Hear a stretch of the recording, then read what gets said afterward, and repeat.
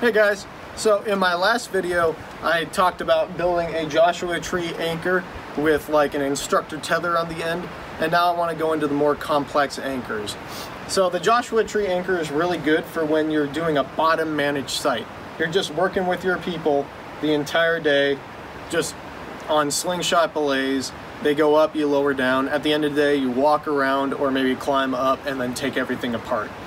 Now these next two anchors incorporate another element to the system, so that way you have the freedom to either do a top managed site or a bottom managed site, or you could switch between the two. So it's really just adding an extra step into the anchor building process. The first one I'm going to talk about is the backside system. This is technically, like, in my opinion, this is the one I least prefer, but there's always debates among people if they prefer the backside system versus the 3-in-1 system that I'm going to show later. So it's really just choose your own and then start your arguments about it. So the backside system starts off with making an upper master point. So before I build my upper master point, I want to make sure that I'm safe and protected while I'm at the edge. So same as before, I'm going to take my gree and clip it into my instructor's tether, which is just the other line coming off of one of my anchor with all my extra rope. And so now I can walk back to the edge and I'm protected with my gree. I can get it so that way it's nice and tight. And then to go hands-free, I will just put an overhand knot right there. So when I'm building my instructor's tether, I mainly just want to think about where I'm going to put it, because my edge is like right here. I want the master point to be high enough so that way I can work with it and belay people up. So if I want my upper master point to be right here, I'll just take a big loop of rope like so, and then tie the whole thing in an overhand knot. And there we go. Now I have the redundancy of both the legs and both the loops. And that is my upper master point. Now I'm going to add in my lower master point, which is why I have all this extra rope here. This extra rope easily made it a little bit over the cliff, so that way I can use this to tie an overhand, or sorry, a BHK, and fold that over. So now I have my lower master point. Now, depending on how I want the day to go, if I'm going to start off on the top master point for my clients, I can stay safe on my instructor's tether, belay my clients in, lower them down, have them climb up, do whatever I want. And then when I'm ready to transition to a lower or bottom managed site, I have my lower master point. All I have to do is, after I get my clients down, clip 2 lockers on there, put the rope through, and then throw it off the cliff, and use my instructor tether to transition myself down onto that lower master point. So now we're going to move on to the anchor that's my personal go-to. This is what we call the 3-in-1 system, and it combines the instructor tether, the upper Joshua tree method, and then a lower anchor added onto it, which is, it's essentially 2 Joshua tree methods stacked on top of each other.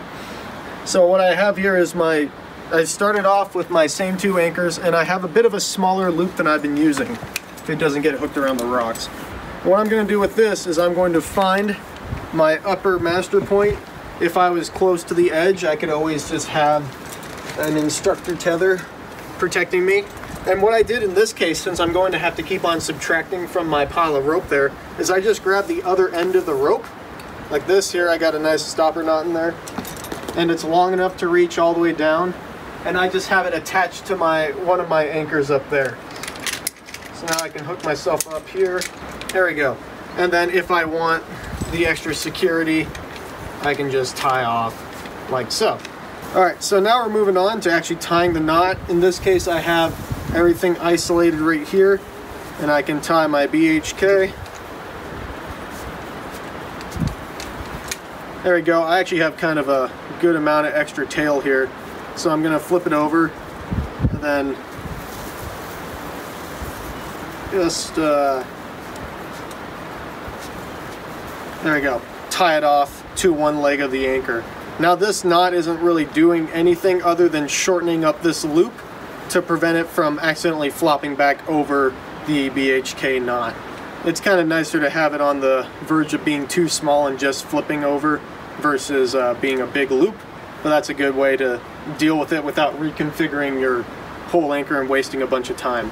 Alright, so now this is like my upper anchor point. So if I'm doing a top managed system, I have to start by lowering my clients into the gorge or whatever we're climbing in before I go down myself and make a top rope anchor. I have that option. Or if I want to come back up after doing the top rope, the bottom managed system, I can easily configure the anchor back to this point. So from this building block, I'm going to take 2 lockers. I'm not going to clip them in opposite and opposed. I'm going to try to aim for when the anchor is tensioned, it's going to be like this out in the air. But I have both the gates facing away from the rock, so that way they don't accidentally rub on the rock and open up or come unlocked. And then I'm going to go back to my original rope pile. You're going to pull a little bit of rope so that way this line is slack. If I imagine this thing being tensioned again, and I have my knot right here, you can see how all this rope is slack. Some people call this soft rope, other people call it dead rope, but it's basically extra rope in the system that's not doing anything. And right here I'll tie my knot. I'll go to the knots that I've been using, which is figure 8s on a bite. Nice and tight, clean and well dressed, all that stuff does matter. I'll clip it into one locker and lock it.